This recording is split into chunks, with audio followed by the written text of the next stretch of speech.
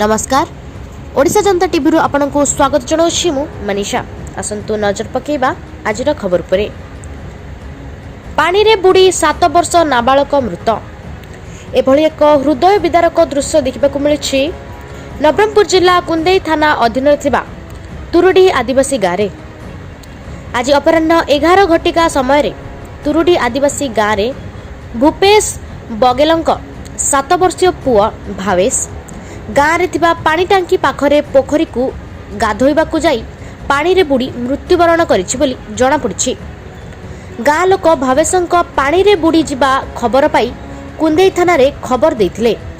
सांगे सांगे कुंदेई थाना अधिकारी प्रशांत कुमार सेठी घटनास्थल रे पहुंची घटनार तदंत आरंभ करी गाँ लोकंक सहायता रे खोजाखोजी आरंभ करथिले।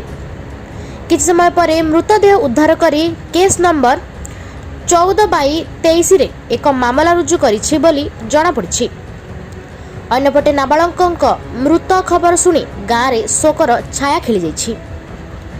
नवरंगपुर गोविंद गुप्ता रिपोर्ट, ओडिशा जनता टीवी।